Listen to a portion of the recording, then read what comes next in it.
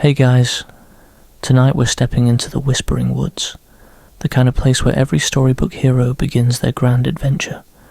You know, the one sunlight dappling through a canopy of ancient trees, a gentle breeze rustling leaves that sound like secrets, and the promise of a magical quest just over the next moss-covered hill.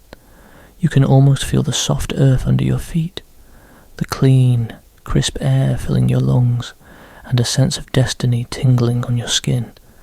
But let's be real for a second. If you were actually in one of these enchanted forests, you probably wouldn't survive long enough to meet a single talking badger, let alone a grumpy wizard. You'd be a snack for something with too many legs. Or worse. You'd succumb to dysentery from that crystal clear spring water. So, before you get comfortable, take a moment to like the video and subscribe, but only if you genuinely enjoy what I do here. Let me know where you're listening from and what time it is for you. Now, dim the lights, maybe turn on a fan for that soft background hum, and let's ease into tonight's journey together. You find yourself standing on the edge of the woods, a forest so dense and ancient it seems to absorb all sound. The air is still, heavy with the scent of damp earth and decaying leaves. This isn't the cheerful, sun-drenched grove from the fairy tales. This is a place of shadows and silence, where the trees are so old they've twisted into grotesque shapes, their branches like gnarled, skeletal fingers reaching down for you. You take a breath, but instead of the clean, invigorating air you imagined, you get a mouthful of gnats. It's a small detail, but a profoundly irritating one. These tiny flying insects are everywhere, buzzing around your face, getting in your eyes and making you swat at the air like a fool. This is the first of many mundane miseries. You thought you'd be fighting goblins or dragons, but your first battle is with an entire cloud of tiny, irritating pests. Your journey into the forest isn't a walk in the park, it's a clumsy, uncomfortable slog. The ground is uneven, a treacherous mosaic of exposed roots, slippery moss, and ankle-deep mud. You stumble more than once, catching yourself on a thorny bush that leaves a series of small, stinging scratches on your arm. The sounds around you aren't the melodic songs of enchanted birds, but the rustle of unseen creatures in the undergrowth, some small and scurrying, some large enough to make you freeze in your tracks, your heart hammering against your ribs. These aren't the benevolent woodland spirits of folklore. These are just things that are probably looking for a meal. You've come prepared, or so you think. You have a satchel with a few meagre supplies, a water skin, a piece of dry bread, a small knife. In the stories, this is all you need. The forest provides. In reality, your water is gone within a day, and the dry bread is a leaden weight in your stomach. The forest doesn't provide so much as it presents a series of challenges designed to wear you down. You start to feel a strange, creeping sense of discomfort.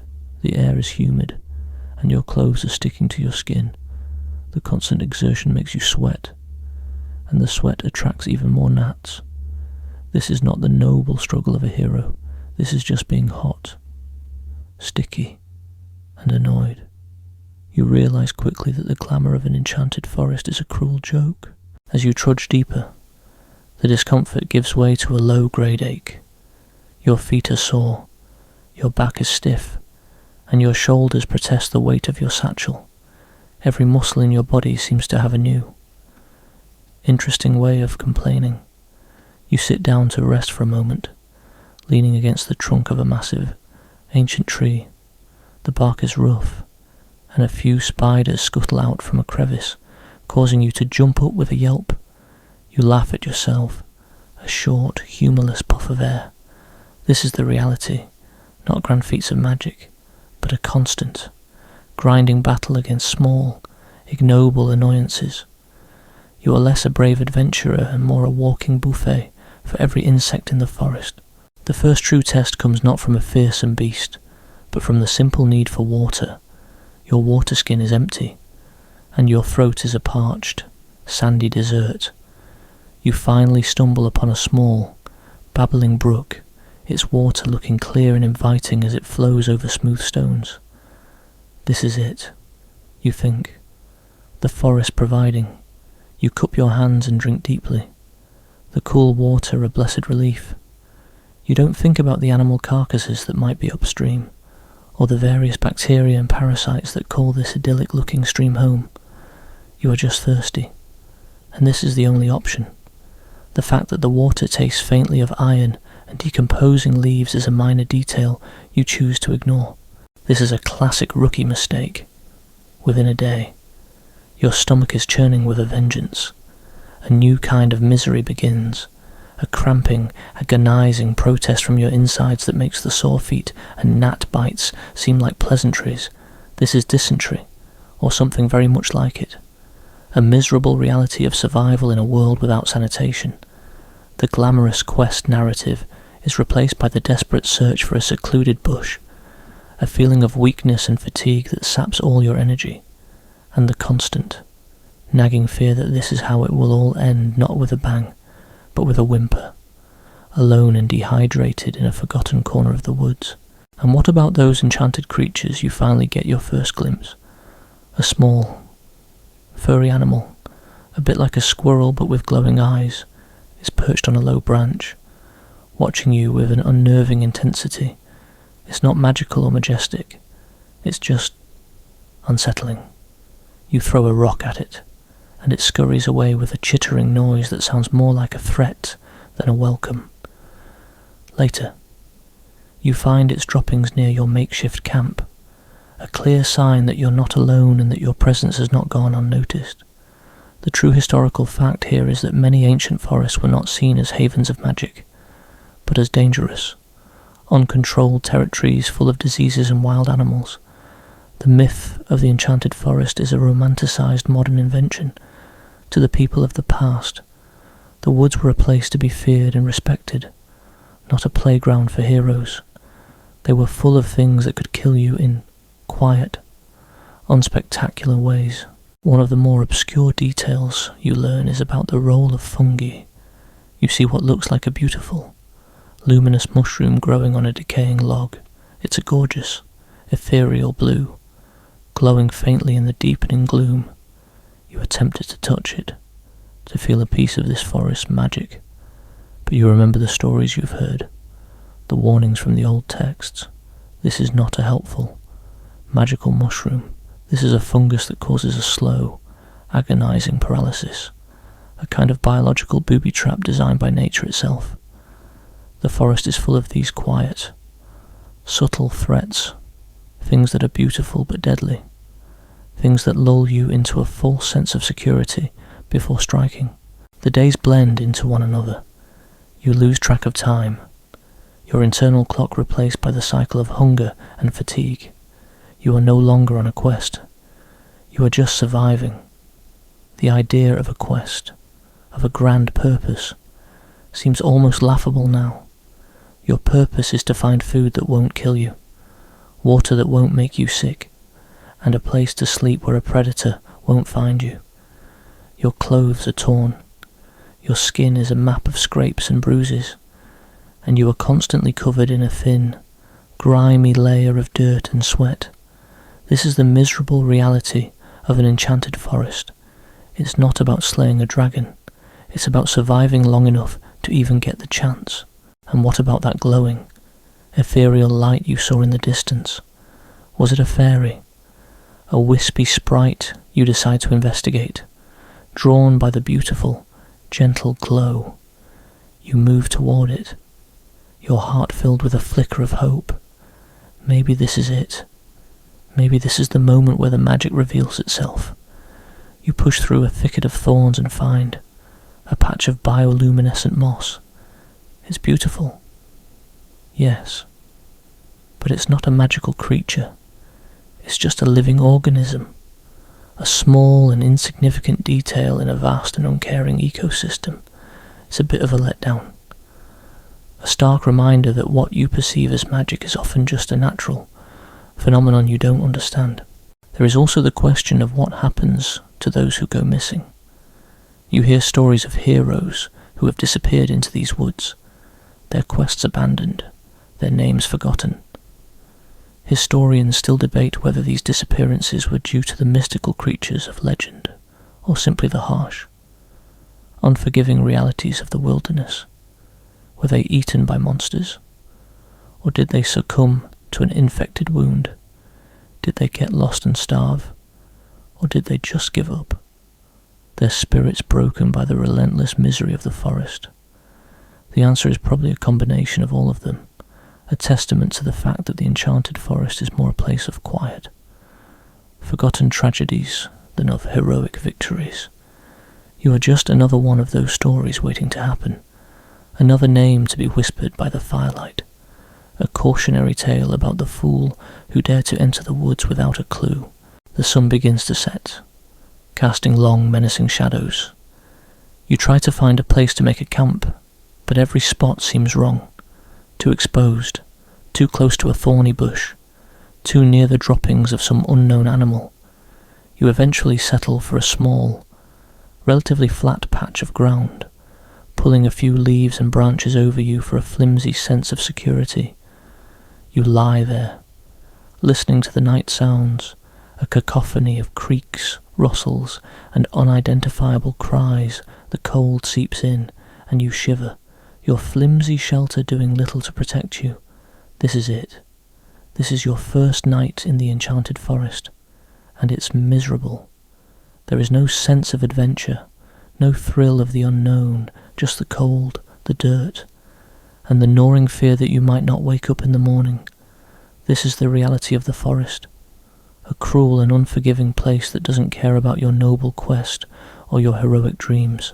The sun rises, not with a burst of golden light, but with a slow, grudging creep of grey through the thick canopy.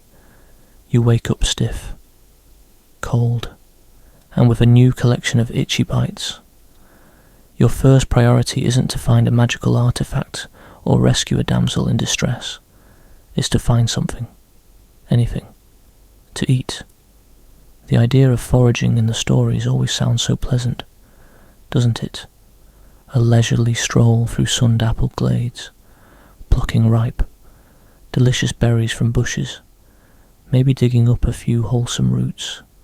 The reality, you quickly discover, is a brutal, thankless task that quickly devolves into a desperate scavenger hunt. You spend hours meticulously examining every plant, every patch of earth. You remember vague lessons from some nature show you once watched. Something about leaves of 3, let it be. But every plant seems to have 3 leaves, or 5, or 100, all looking suspiciously similar. You find bright red berries that scream, "Eat me," but your survival instinct, dulled by hunger but still present, whispers warnings of poison. You know that many of the most appealing-looking fruits and fungi in a real forest are often the most toxic. This isn't a buffet, it's a minefield. You pick up a handful of what looks like wild strawberries, then hesitate, recalling a snippet of information about how some wild berries can cause violent vomiting, or worse. Is it worth the risk? Your stomach growls. A deep, painful rumble, and for a moment, you almost give in.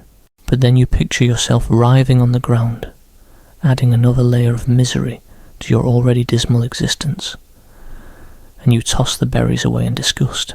The reality of foraging is less about discovery and more about relentless, soul-crushing monotony. You walk for miles, your eyes scanning the ground, your neck craning upwards, looking for anything that remotely resembles food. You find a patch of dandelions. You know dandelions are edible, at least the greens.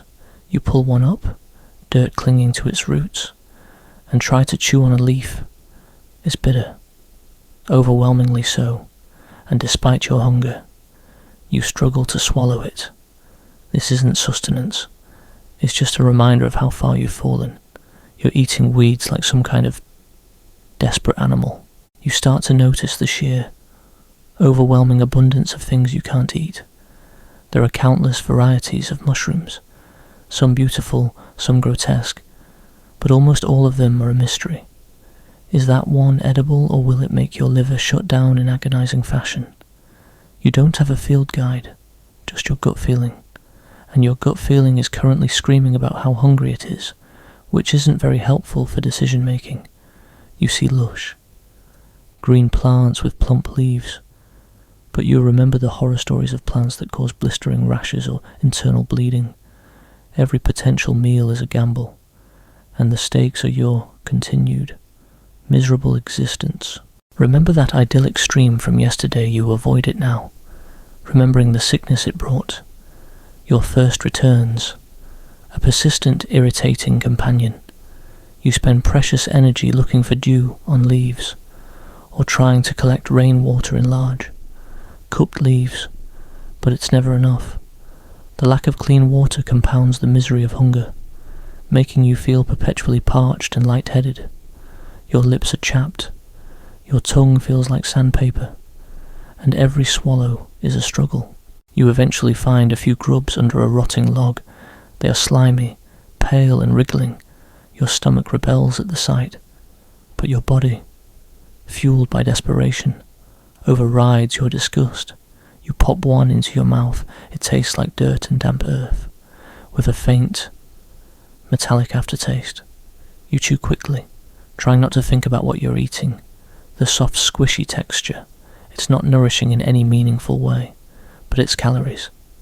A tiny, miserable victory against the gnawing emptiness in your stomach. This is what it has come to. You are eating bugs, and you are, somehow, grateful for them.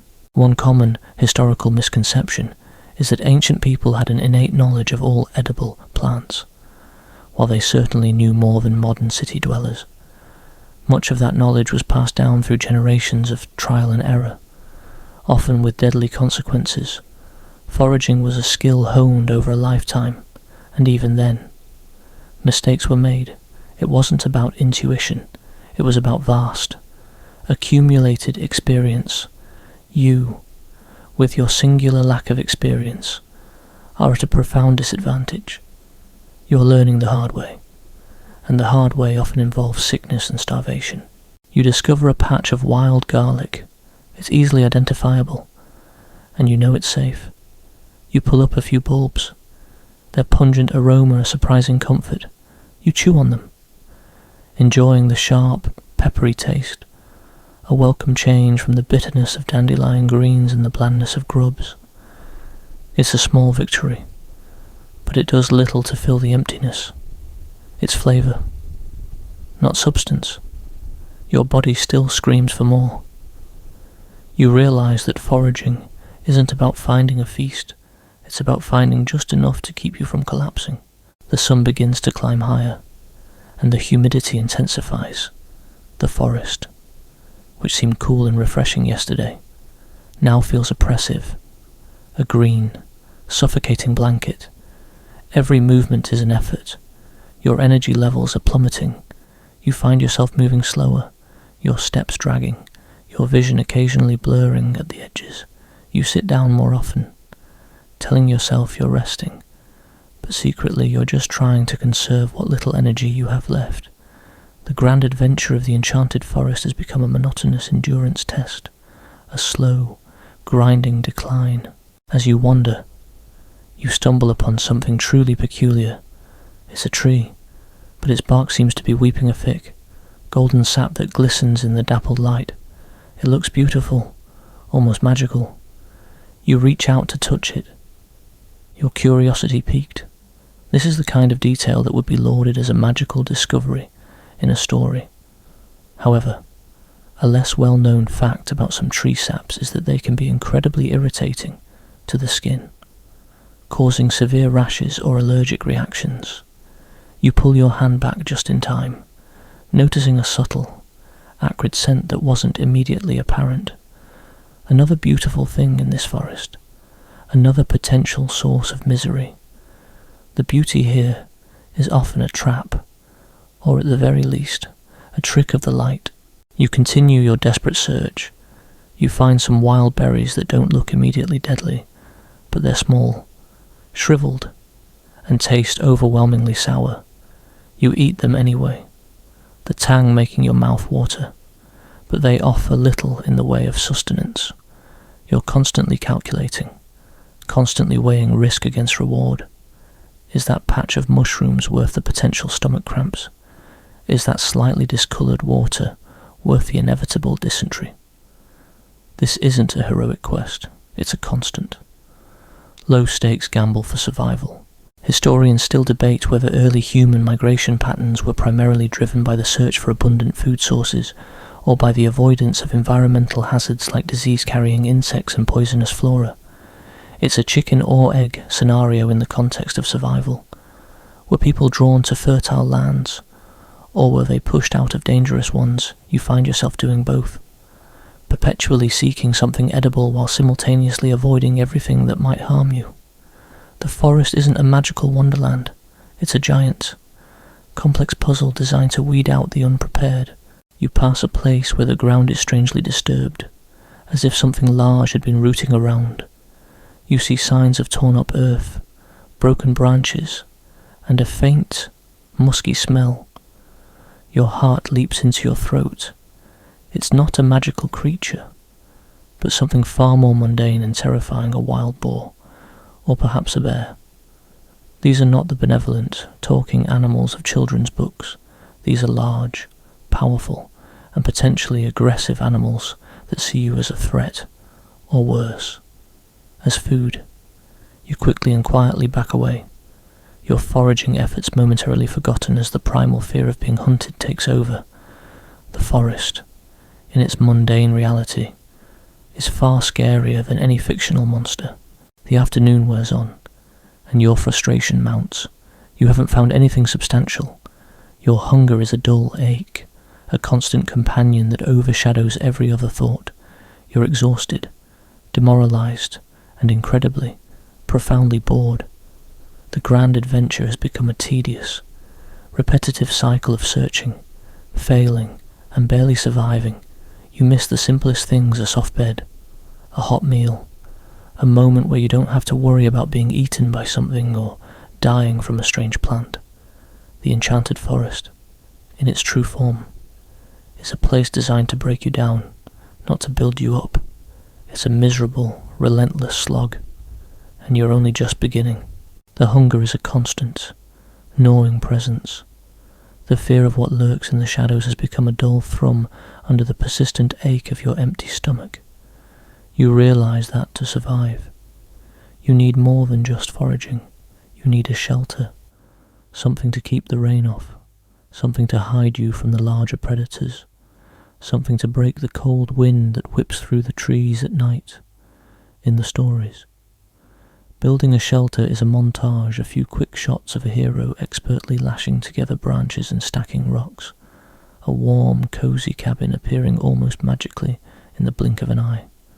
The reality, you discover, is a miserable, back-breaking process that takes a lot longer and provides far less comfort. Your first attempt is a complete failure. You find a sturdy-looking branch that has fallen from a tree and decide to use it as a ridgepole. You try to prop it up, but it's heavier than you thought, and you don't have the leverage to get it into place. You wrestle with it for an hour, your hands becoming raw and scraped. Before giving up in frustration, it falls to the ground with a sickening thud, narrowly missing your foot. You're not a skilled woodsman. You're just a person with a small knife and a large amount of desperation. You realize you need a better plan. You start by looking for a natural shelter, something the forest has already provided. You find a small overhang beneath a large boulder, a sort of shallow cave. It's not ideal, but it's a start. You decide to use this as the base for your shelter. The first task is to clear the ground, but you don't have a shovel. You use your hands, scraping away wet leaves and digging into the hard, packed earth with your fingers. The soil is full of sharp rocks and tangled roots. You find a few worms, a few beetles, and a great deal of dirt that gets under your fingernails and into the small cuts on your hands. Building a wall for your shelter seems like the next logical step. You try to weave together a lattice of thin branches, thinking it will provide a decent windbreak. You spend an entire afternoon snapping off small twigs, stripping them of their leaves and trying to tie them together with vines. The vines are brittle and break easily, The branches are stubborn and refuse to bend the way you want them to. Your fingers are clumsy and numb with cold, and every knot you try to tie unravels under its own tension. This isn't a heroic endeavour, it's a frustrating, tedious craft project with life or death stakes, and you are failing miserably. The structure you eventually manage to create is pathetic. A flimsy, sagging wall that a strong gust of wind would tear apart in an instant. You learn to compromise. Your shelter is now a lean-to. A series of thick branches propped against a large rock. A pathetic excuse for a wall. You spend a third day gathering leaves and piling them up against the branches, hoping to create some kind of insulation. The leaves are wet and heavy, and they are teeming with spiders and other small insects that crawl over your hands as you scoop them up. You keep swatting them away. A constant, irritating battle. The final product is a messy, unstable pile of sticks and decomposing foliage that looks more like a rodent's nest than a human dwelling. One of the more mundane but profound miseries you experience is dealing with your primitive tools. Your small knife is your only tool, is not an axe, a shovel, or a saw. It's a small blade, barely adequate for whittling a stick, let alone felling a tree or carving out a log. Every task, from cutting a piece of vine to sharpening a stick, becomes a Herculean effort that takes far too long and leaves you exhausted. The lack of proper tools is a constant source of frustration and a brutal reminder of your technological regression. This is not the noble struggle of a hero. It is the frustrating reality of trying to build something without the right equipment.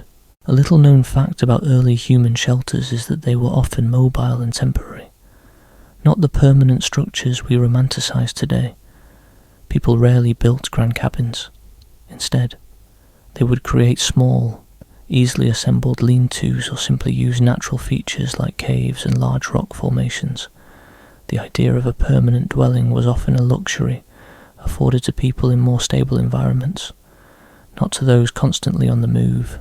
Your lean-to, pathetic as it is a more historically accurate representation of primitive housing than any log cabin you've seen in the movies. The weather is another constant enemy.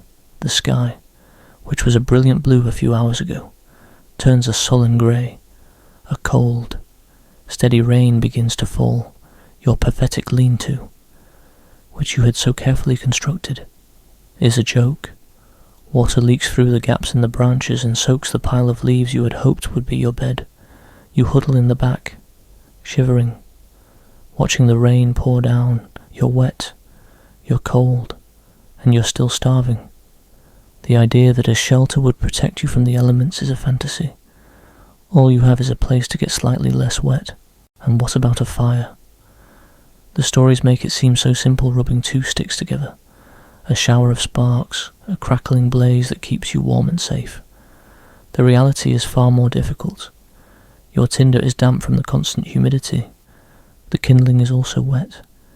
You spend an hour trying to get a spark, your hands growing numb, the friction creating a dull ache rather than heat. You fail. Miserably. You have no dry wood, no proper tools, and no experience.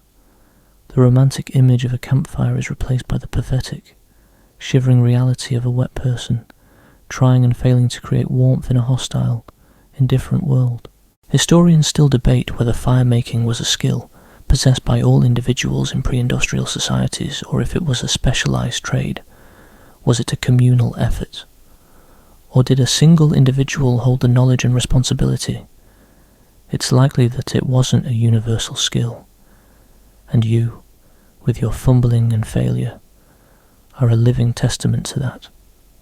Fire-making, in this context, isn't a simple survival skill. It's a difficult, learned art that you simply don't possess. You feel a new kind of despair. It's not the immediate, sharp pain of hunger or fear, but a slow, soul-crushing realization that every single task, no matter how small, is a monumental effort. The simple act of creating a bed of leaves or building a pathetic shelter is a brutal, exhausting experience. There is no joy in this work, no sense of accomplishment. There is only the grim, repetitive grind of survival. The enchanted forest, you realise, is a place where you are constantly working, constantly failing, and constantly miserable. The magic is just a cruel joke, designed to lure you into a place that will slowly and methodically break you down. One damp leaf and one failed knot at a time. This is not a journey toward enlightenment or heroism. It's a slow, grueling decline into desperation. You've managed to construct something that, in a generous mood, you might call a shelter. It's a flimsy pile of wet branches and leaves, but it's yours. You crawl inside, shivering, and try to get some sleep. The cold seeps into your bones, and the ground is hard and lumpy. You are not a hero resting after a day of noble deeds. You are a cold, hungry person trying not to get sick in a pile of damp foliage. The night is filled with the sounds of the forest, and you realise that a lot of those sounds are not from grand, mythical creatures, but from the ordinary, miserable reality of the animal kingdom. In the stories, the forest creatures are wise old owls, helpful talking badgers, and majestic deer. They guide you on your quest and offer sage advice. The reality you encounter is far less poetic. The noises you hear are the rustling of small creatures in the leaves, the incessant buzz of mosquitoes, and the distant, unsettling howls of something large and carnivorous. These aren't benevolent sprites, they're just animals, going about their lives, and you, a clumsy, noisy intruder, are a source of either annoyance or a potential meal. You wake up with a new layer of misery. You are covered in what looks like flea bites, tiny red welts that itch with a maddening intensity.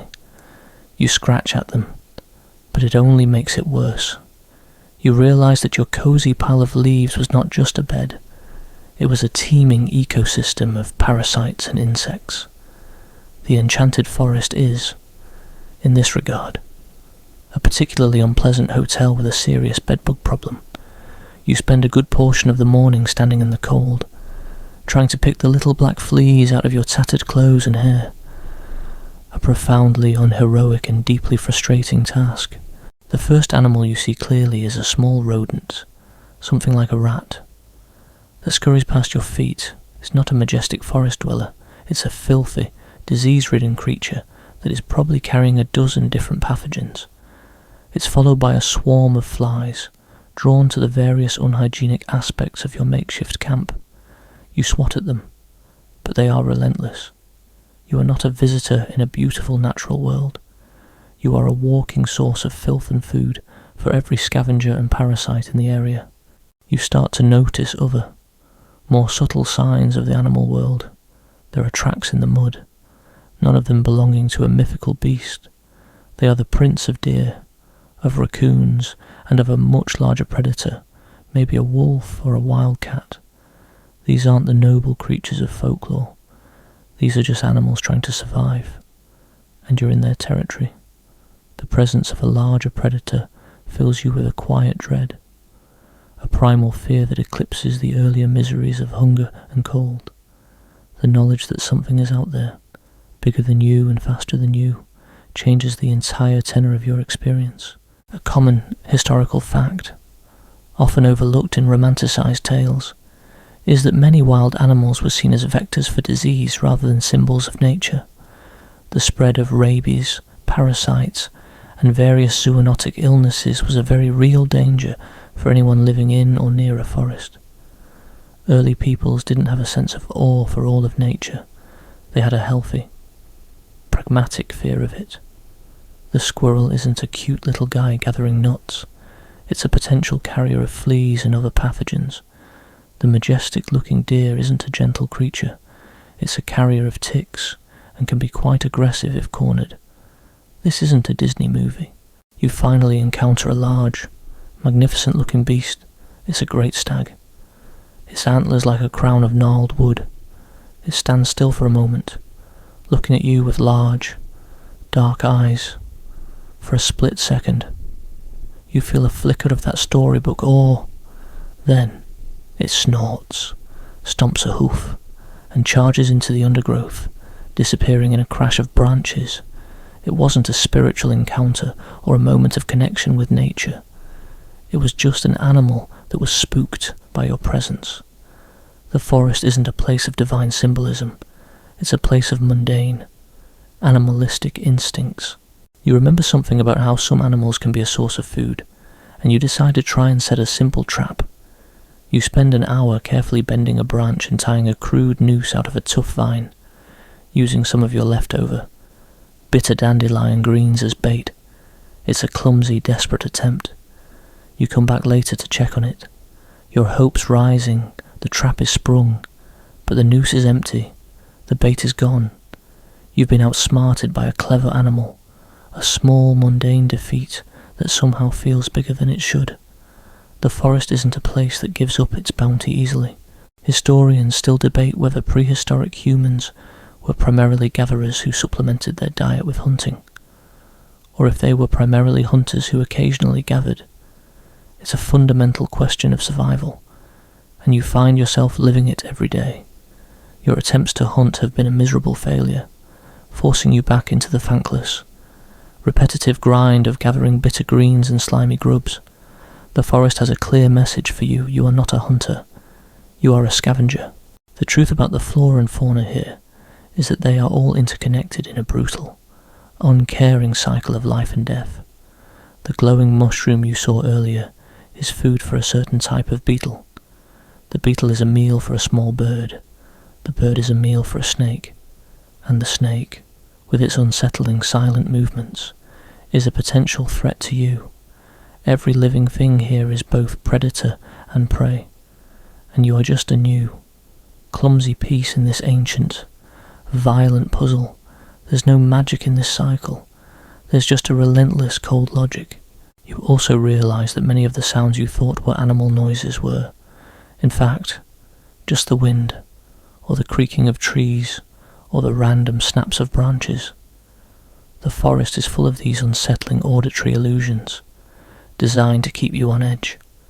The psychological toll of this constant vigilance is immense. You are perpetually on guard, listening for a threat that may or may not exist, your mind playing tricks on you in the shadows. This is not a fun, spooky adventure. It's a miserable, nerve-wracking existence. The Enchanted Forest isn't a place of harmony. It's a place of brutal, unromantic competition. The animals you encounter are not your friends. They are your rivals for resources, your vectors for disease, and your potential predators. And the mundane, miserable reality of your existence here is that you are constantly fighting against them, and against the very environment itself, for a chance to see the next miserable dawn. The days bleed into weeks. You're no longer counting them, just living through them, one miserable moment after another. You've survived the gnats, the hunger, the dysentery, the constant, low-grade fear of unseen predators, and the mind-numbing labour of building a pathetic shelter. Now, you face a new kind of misery, the social struggle. You've heard whispers, seen fleeting glimpses of other human beings in the stories. These encounters are always moments of fellowship, of finding allies to join your noble quest. The reality, you discover, is far more brutal. You finally stumble upon another person. They're huddled by a small, sputtering fire, looking as miserable and dishevelled as you feel. Your heart leaps with a desperate, pathetic hope.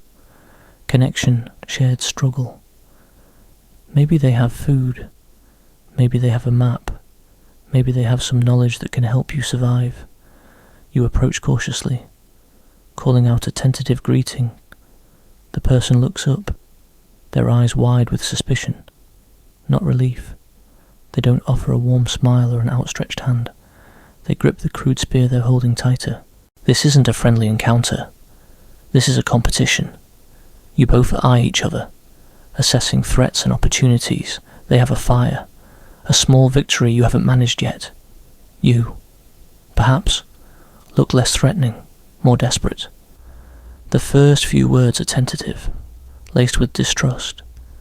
You ask about food. They shake their head, a swift, definite movement. You ask about a way out of the forest. They just shrug, their gaze still wary. There's no camaraderie here, just two hungry, paranoid individuals trying to figure out if the other is a resource or a threat. You try to make conversation, to establish some common ground. You mention the constant gnats, the miserable cold at night. They grunt in agreement, but their eyes are still scanning your meagre belongings, particularly your small knife. It becomes clear very quickly that any alliance formed here would be tenuous at best, based on immediate, practical needs rather than any deep bond. There's no fellowship of the ring in this enchanted forest. There's just you and them, and the grim calculus of survival. You manage to share a brief, uneasy camp. They have a few dried berries, which they reluctantly offer, but only after you demonstrate you have nothing of value to take. You share a few sips of your dwindling, still questionable water. The conversation is sparse, utilitarian. You learn nothing of their name, or their past, or their purpose here. They are just another, slightly less hostile, obstacle in your path. This is not the grand narrative of shared adventure. This is two broken people, huddled together out of momentary, fragile necessity. A widespread historical fact, often ignored in romanticized narratives of isolated survival, is that human interaction in harsh conditions frequently led to conflict over scarce resources. Not automatic cooperation, while cooperation certainly existed, especially within established kinship groups. Encounters between strangers in a wilderness setting were often fraught with danger. Trust was a luxury few could afford, and suspicion was a vital survival mechanism. The idea of immediate, unquestioning friendship among strangers is a modern sentiment, not a historical reality for those fighting for every scrap of survival. You learn, through their brief, clipped sentences, that they too have been struggling. They've lost companions, they've encountered dangers, but there's no empathy in their tone, just a flat recitation of facts. It's a stark reminder that everyone here is fighting their own brutal battle, and very few have any emotional reserves left to offer comfort or support. The enchanted forest strips away all pretense of civility, revealing the raw, self-preserving core of humanity. Later, you hear a rustle outside your own flimsy shelter. You freeze, your heart pounding. Is it an animal or is it them? Did they decide your knife was worth the risk after all? You grip your small blade, your knuckles white.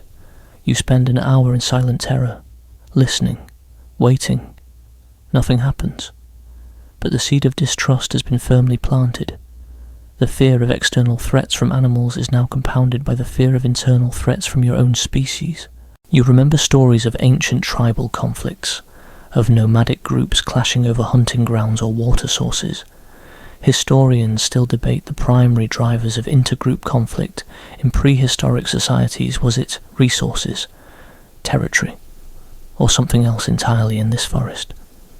You see it firsthand. Every resource is finite, and every new face is a potential competitor for the meagre bounty that exists. Your encounter was not about a shared journey. It was about the immediate, desperate need for sustenance, and the fragile peace that can only exist when neither party perceives an overwhelming advantage. You try to find some comfort in the thought that at least you're not alone, but the presence of others simply highlights your vulnerability. They might steal your meagre supplies. They might lead danger to your location. They might be stronger, faster, more ruthless than you. The companionship you hope for is instead a new layer of anxiety, a constant calculation of risk. A peculiar detail you notice is the way they look at a patch of luminous moss, the same kind you encountered earlier. Instead of awe, there's a flicker of something else in their eyes, a desperate hunger. They mention, in a low voice, that some old-timers say a certain type of glowing fungus, if properly prepared, can stave off hunger pains, even if it offers no real nutrition. It's a dangerous, probably toxic, rumour. But in this place of desperation, even a poisonous half-truth sounds like a potential salvation. You see the toll this place takes. It forces people to consider impossible, suicidal solutions. You eventually part ways, a silent, almost imperceptible nod of farewell. There's no promise to meet again, no shared goal, just a mutual understanding that your paths are diverging. And perhaps that's for the best. The social struggle in this enchanted forest isn't a dramatic battle of wills. It's a quiet, cold calculation of advantage, a constant state of paranoia, and the miserable realization that even when you find another human, you're still profoundly alone. This forest, in its subtle, insidious way, makes you question the very concept of community, reducing human interaction to its most basic, transactional form. You've survived the hunger, the cold, the fear of wild animals, and the distrust of other people. Your journey has been a testament to human resilience, but it has been devoid of one crucial element: magic.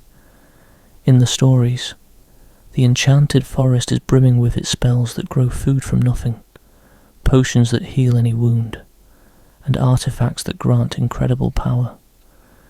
You've been waiting for a glimpse of this, a moment where the miserable reality you've been living is finally broken by a touch of the fantastical, and you find it.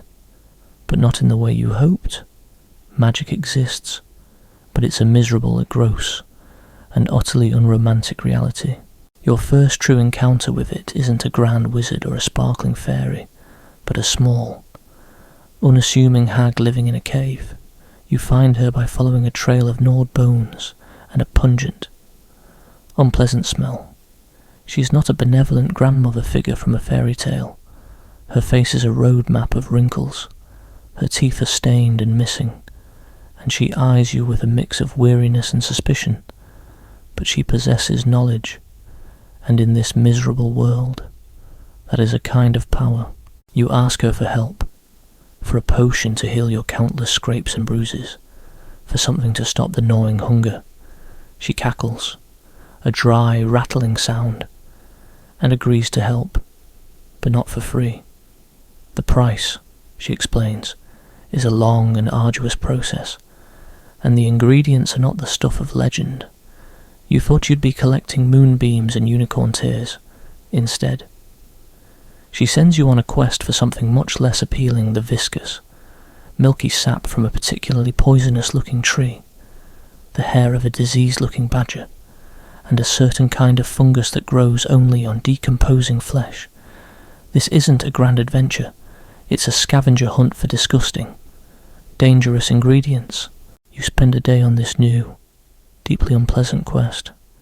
The tree sap you are supposed to collect is a mild irritant, leaving your skin red and tingling.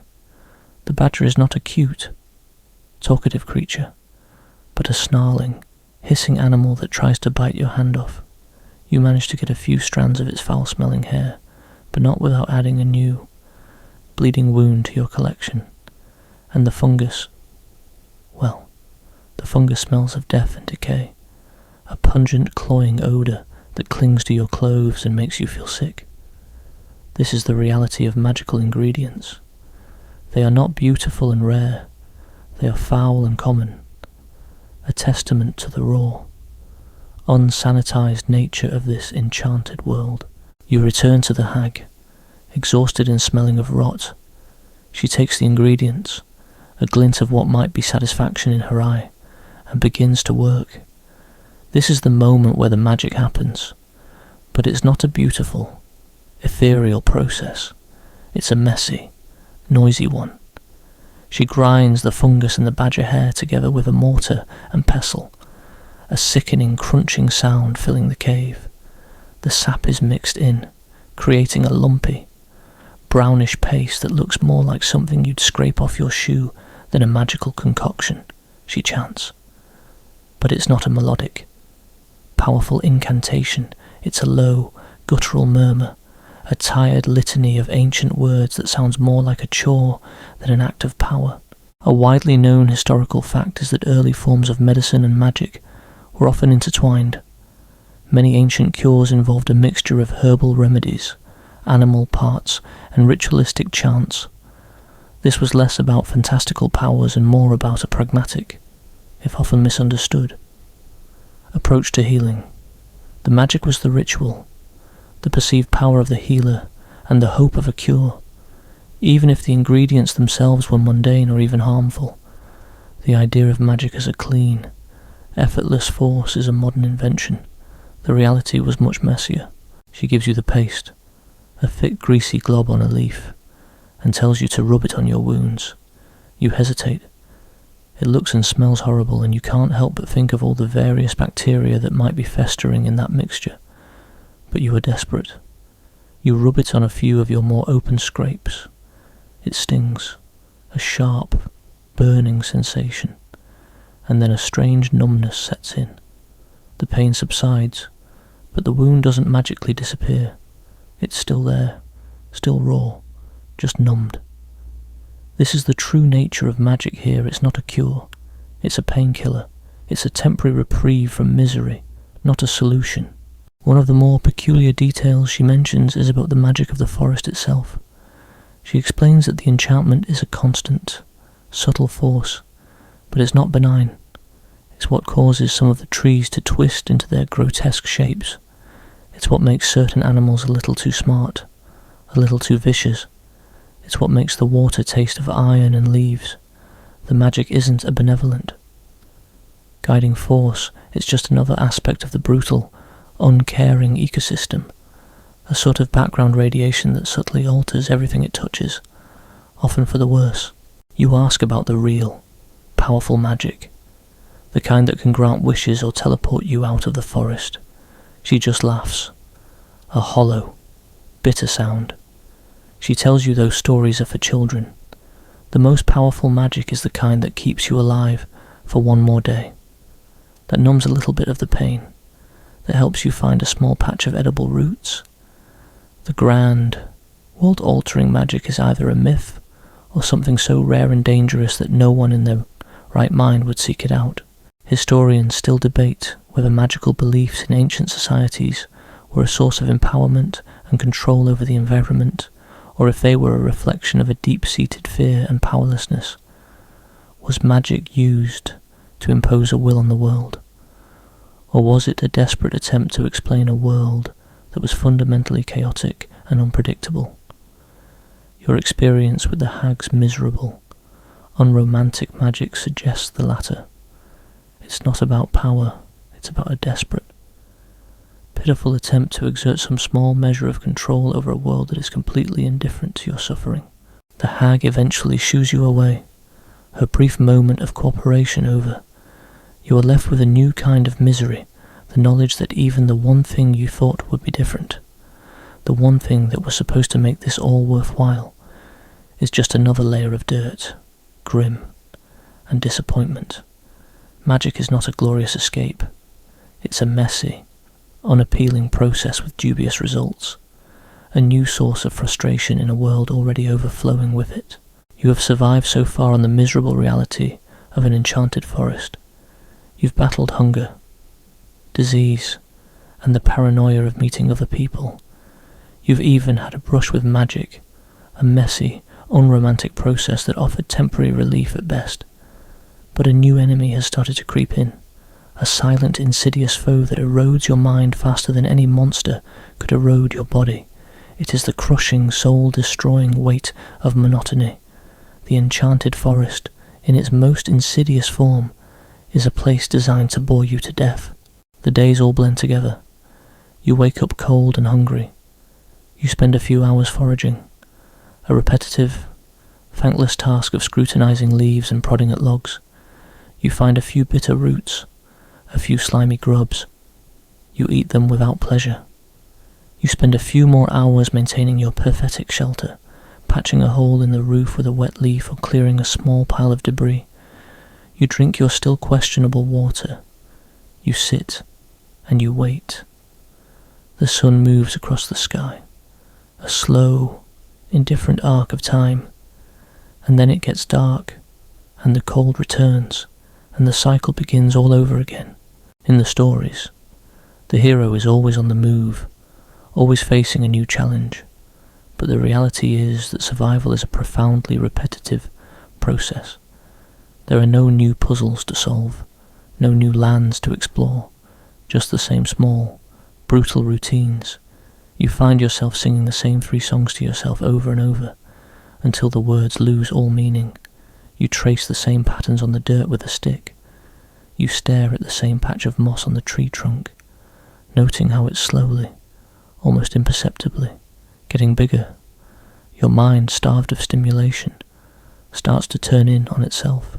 You begin to talk to yourself, not in the way a hero might offer a rousing speech before a battle, but in the mundane way you might talk to an imaginary friend. You discuss the merits of a particular type of leaf for shelter versus another. You complain about the gnats. You comment on the changing weather. Your voice is a low, constant murmur, a sound to fill the endless, deafening silence. It's a miserable, pathetic form of companionship, and you know it.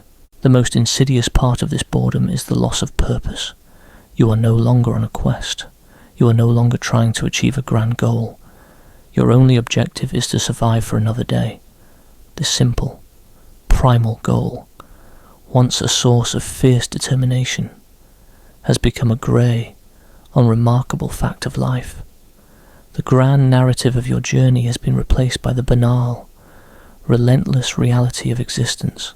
A widely known historical fact about survival in isolated or harsh environments is the significant psychological toll it takes. From sailors lost at sea to pioneers in the wilderness, the lack of stimulation and human contact can lead to profound depression, hallucinations, and a loss of identity. The mind, like the body, requires sustenance, and this forest, so rich with its flora and fauna, is a desert when it comes to mental nourishment. You are not just fighting the elements, you are fighting the slow, creeping madness that comes from having nothing to think about but your own misery. You start to notice the tiny details of the forest with a desperate, obsessive focus. You know where every twisted root is. You can identify the sound of every insect that buzzes by. You can tell the time of day by the angle of the sunlight filtering through the canopy. These are not moments of peaceful connection with nature. They are the desperate attempts of a bored, lonely mind to find something, anything, to hold on to. The enchantment of the forest is not a beautiful mystery.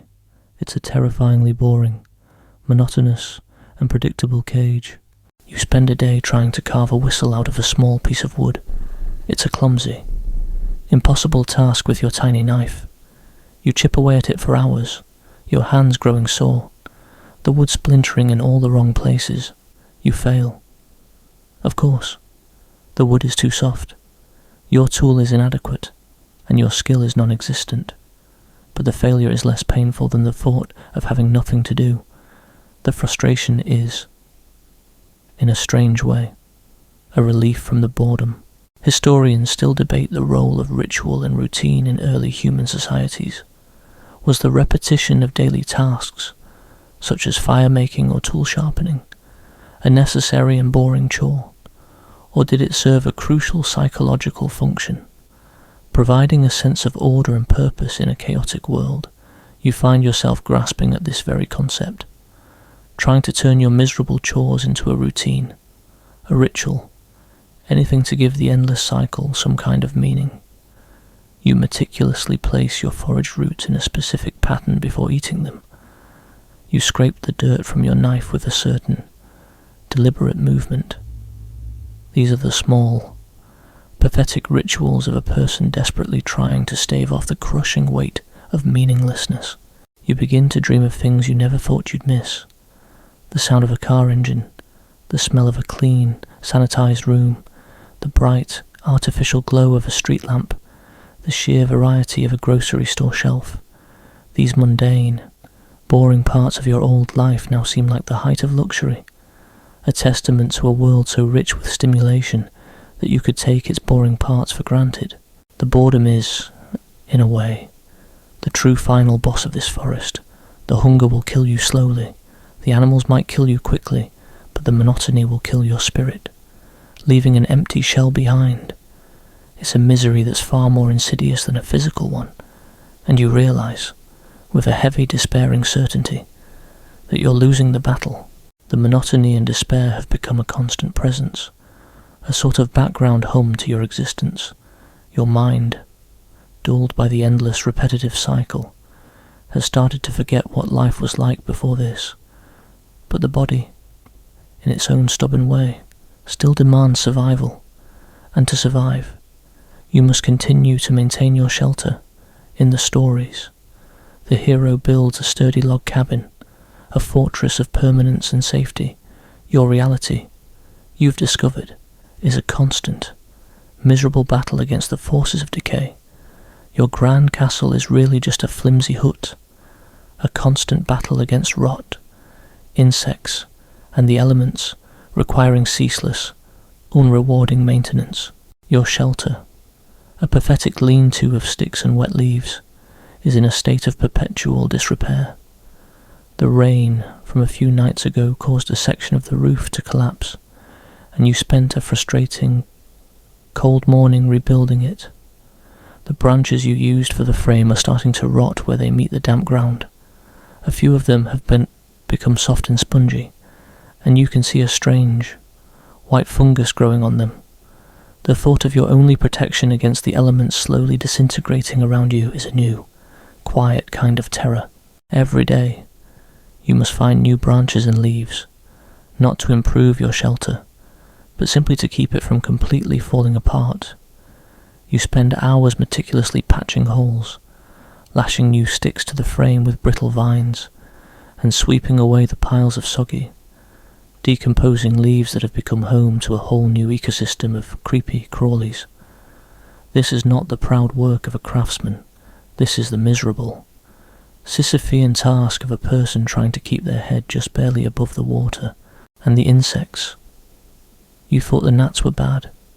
Now, your shelter is a haven for ants, beetles, and a variety of other multi-legged creatures that scuttle through the leaves and across the ground. You find a family of earwigs nesting in a small crevice of your wall.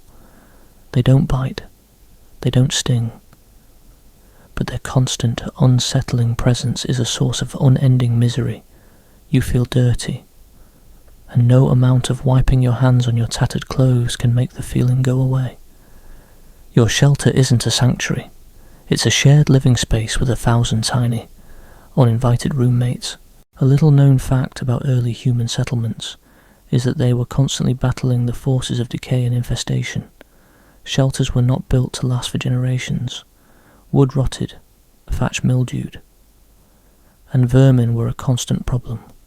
A shelter was a temporary solution, not a permanent home, and its maintenance was a daily, exhausting chore. The idea of a sturdy, timeless homestead is a modern ideal, not a historical reality for most people throughout history. You also realise that the forest itself is actively working against you. The vines you used to lash your frame together seem to grow back with a malevolent speed, twisting around your shelter and threatening to pull it down. The humidity, which you can feel like a heavy cloak on your skin, accelerates the process of rot. The ground, which you so carefully cleared, is quickly reclaimed by the relentless march of new growth.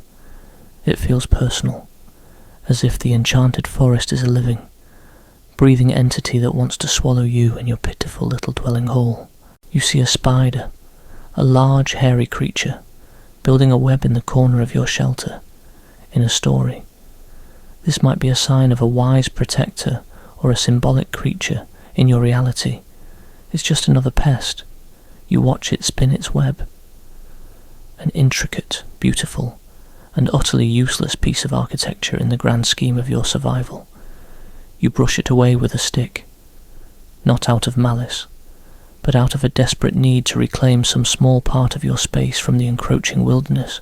Historians still debate whether the development of permanent settlements was a result of agricultural advancements or the discovery of more durable building materials. Did people start farming because they could build permanent homes, or did they learn how to build permanent homes because they were tied to their farms? Your experience suggests that the very act of building and maintaining a shelter is a powerful force, one that can tie a person to a location, even if the shelter itself is a miserable, failing mess. You are stuck here, not because of a magical curse, but because the constant labour of maintaining your shelter consumes all your time and energy. Your existence has been reduced to a simple, repetitive equation work, plus misery and survival. The work is building and maintaining a shelter that is constantly falling apart. The misery is the hunger, the cold, the insects, and the crushing boredom, and the survival is, well, the survival is just another day of the same. The enchanted forest isn't a place of grand challenges, it's a place of constant, unrewarding, and deeply depressing labour, where every day is a battle against the inevitable entropy of nature, a battle you know, deep down, you are destined to lose. The constant, unrewarding labour of maintaining your flimsy shelter has become the core of your existence. But as your body grows accustomed to the misery, a new layer of psychological distress begins to manifest. This is the price of enchantment. The so-called magic of this forest isn't beautiful or benign. It's the source of bizarre, unsettling phenomena that mess with your mind and body. A far cry from sparkling fairy dust. You begin to notice strange things happening in the periphery of your vision. A flash of light that isn't a firefly. A shadow that moves when there's no breeze. At first, you dismiss them as tricks of the light, a byproduct of your exhaustion and malnutrition, but they become more frequent, more vivid. You are walking through the forest, eyes scanning the ground for edible roots, when you see a tree in the distance that seems to be breathing. Its trunk expands and contracts in a slow, rhythmic motion. You blink, and it's gone. The tree is just a tree, but the image, the feeling, lingers. These aren't hallucinations born of madness, at least not entirely. There's a tangible, physical component to them. The air itself feels thick, charged with an unsettling energy. You get strange static shocks when you touch certain leaves, the water from the stream, though you now boil it over your painstakingly created fire, still has a weird, metallic aftertaste and a faint, pearlescent sheen that you can't quite shake. The enchantment isn't some mystical force from a storybook. It's a kind of environmental feedback loop, a strange, low-grade reality warping that makes the mundane feel utterly alien. You come across a patch of flowers, their petals an impossible shade of cerulean blue that seems to hum with a quiet energy. They are beautiful, a brief moment of aesthetic pleasure in a world of misery. But as you get closer, a strange sound emanates from them, a high-pitched, almost imperceptible ringing that makes your head ache. You back away, clutching your temples, the brief moment of beauty replaced by a wave of nausea. The enchantment here is beautiful and terrible, often at the same time. The magic isn't a gift, it's a sensory assault. One of the most peculiar details you've noticed is the way the sound itself seems to behave. You hear whispers carried on the wind, but they're not words. They're just the shape of words, a disembodied echo of language that has no meaning. The wind whispers shh and no and other indistinct syllables that seem to have no source. It's a psychological trick, a constant, unsettling reminder that you are not alone, even when you are. The forest is speaking, but it's not saying anything you can understand. A little-known fact about some ancient folklore and mythology is that many stories of enchanted places were tied to naturally occurring phenomena, from bioluminescent fungi to strange mineral deposits that could cause sensory distortions. Many of the magical events in stories were often based on a pre-scientific understanding of the natural world. The belief in magic was a way to explain the unexplainable. Your experience with the bizarre, unsettling phenomena of this forest is a living example of this principle.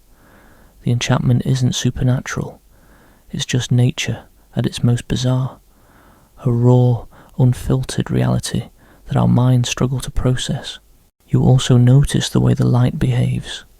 The sun filters through the canopy, but it seems to have a weird, almost strobing effect. A subtle flicker that makes your eyes tired and your head hurt. The shadows twist and writhe, as if they have a life of their own. You find yourself spending an inordinate amount of time trying to find a spot that is just normal. A patch of ground where the light isn't acting weird and the sounds aren't whispering, but there is no such place. The enchantment is everywhere. It is a constant, ambient presence, a sort of low-grade sensory hell. Historians still debate whether stories of magical fae, folk, or forest spirits were born from the cultural memory of earlier pre-agricultural peoples, or if they were purely mythological creations to explain the unknown. Were they a way of humanizing the strange and unsettling aspects of the natural world? Or were they a reflection of a deeper, spiritual understanding of the land you, in your current state, are seeing the raw, unhumanized version of that very phenomenon? You aren't seeing fairies, you're seeing a bizarre patch of flowers that makes your head ache. You aren't hearing spirits, you're hearing the wind playing tricks with sound. The myths and legends are the beautiful stories we tell ourselves to make the miserable reality of enchantment more palatable. The enchantment is not your friend. It is not here to help you. It is a source of confusion, of sensory overload, of a slow, creeping psychological unravelling. It makes a world that is already difficult to navigate even more treacherous. It's not a source of power but a source of misery, and you realise, with a heavy despairing certainty, that this is the final trick of the enchanted forest. It doesn't kill you with hunger or animals. It kills you slowly, quietly, by making you question your own sanity, by replacing the familiar, mundane reality of the world with a new, beautiful, and deeply unsettling one. The bizarre, unsettling phenomena of the enchanted forest have become your new normal. You've learned to live with the whispering shadows and the breathing trees. Their strangeness now just another part of the background hum of your miserable existence. But something has shifted. A new feeling has taken root. A faint, almost forgotten memory of the world outside. The thought of escape, once a distant dream, has become a desperate, driving obsession. The quest isn't the challenge. The true misery is the anticlimactic journey back to civilization. A long, arduous trek where you realise just how little you've gained. You decide to leave your flimsy shelter behind. It's a pathetic, decaying monument to your failures, and you feel no sadness at its abandonment. You take your small knife and the few remaining bitter roots you've managed to hoard. Your body is a collection of aches and scars, and your clothes are little more than rags. You are a different person from the one who naively entered these woods, but you are not a better one. You are just a more miserable, broken one. The journey back is not a triumphant march. It's a slow, agonizing retracing of your steps, but with the added misery of knowing what you are looking for.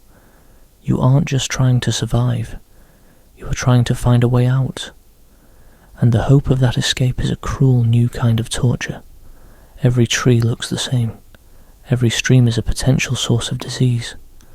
The paths you thought you remembered are now just a blur of green and brown, and you spend countless hours walking in circles, your heart sinking with every familiar-looking landmark.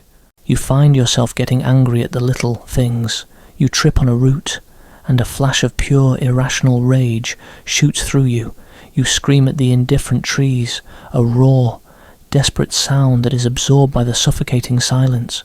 You are not a noble hero facing a final challenge. You are just a tired, broken person, lost in the woods. The enchantment of the forest feels less like magic and more like a malicious, unending joke. A widely known historical fact about lost explorers or pioneers is that the psychological toll of being lost often led to irrational behaviour and a breakdown of mental faculties long before starvation or physical injury. The sense of direction, of place, is so fundamental to the human mind that its loss can be devastating. You are living this truth. You no longer trust your own senses. Was that a path or just a trick of the light? Is that the way out? Or just a new way to get lost? The confusion is a constant, grating misery. You stumble upon the remnants of your first miserable camp. The half-eaten, slimy grubs are still there, a testament to your desperation. The sight of them fills you with a wave of disgust, a physical revulsion at what you have become. You realise, with a heavy heart, that you have not gained any wisdom or insight. You have only learned how to survive in a miserable, uncaring world. Your enchanted adventure has taught you nothing except how to be a more effective scavenger. Historians still debate whether the human drive for exploration was rooted in a primal need for resources or a more abstract desire for knowledge and new experiences. In your current state, you have the answer. The abstract desire for knowledge has been stripped away, replaced by the primal, miserable need for a hot meal and a soft bed. Your journey wasn't about a grand purpose. It was about the slow, brutal process of being reduced to your most basic, animalistic self. And the anticlimax of the journey back is the final, miserable proof of that. You haven't come out a hero. You've come out a survivor. A distinction you now realise is far from glamorous. You finally see it. A break in the trees, a faint shimmering line of light that is not the sun. It is the edge of the forest, the boundary between this miserable, enchanted world and the civilization you so desperately miss.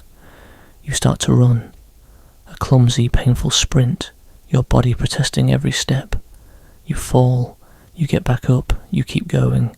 The light gets brighter, the sounds of the forest fade, replaced by a new, strange noise, the distant, muffled hum of a car engine. You burst out of the tree line, collapsing onto a paved road. It is a harsh, grey, unremarkable surface. A car speeds by, its headlights blinding for a moment. You are back. You are out. You are safe. But there is no sense of triumph. There is only a profound, exhausted emptiness. You look back at the dark, silent wall of trees you just emerged from. It doesn't look enchanted. It just looks like a forest. A place that wants to be left alone, and you, with your torn clothes and your scraped knees and your empty stomach, are no longer a hero. You are just a tired, dirty person who got lost in that by some miserable miracle, found their way home. You are no richer in spirit or knowledge. The only thing you've gained is a new, profound appreciation for the mundane, boring comforts of the world you once took for granted. The miserable reality of the enchanted forest has won. It has not killed you, but it has broken you. And the long and slow process of putting yourself back together is only just beginning. You've returned. Though not with treasures or a hero's tale, you are simply a survivor. Let the image of that forest fade away, like a shattered dream at dawn. The bone deep cold, the gnawing hunger, the haunting rustle of leaves, all of it is now just a faint memory, a story you tell yourself in the night. Feel the warmth of your blanket, the softness of your pillow and the stillness of your room. The forest door is closed. You no longer have to worry about buzzing insects or breathing trees, no longer have to scramble for a morsel of food or a place to hide from the rain. It's all behind you now. Take a deep breath slowly, gently. Listen to the wind outside, a normal and familiar sound, not carrying any strange whispers. Relax your shoulders. Let go of the final thoughts. That journey taught you a precious lesson. The peace and small comforts of everyday life are the greatest treasures. Sometimes, the most epic adventure isn't entering a haunted forest, but finding your way back to the safety and coziness of your own home. You have returned. Now, only peace remains. Let sleep carry you away, bringing beautiful dreams. Goodbye to the forest. Goodbye to the hardships. The door is closed, and you are safe. You are safe.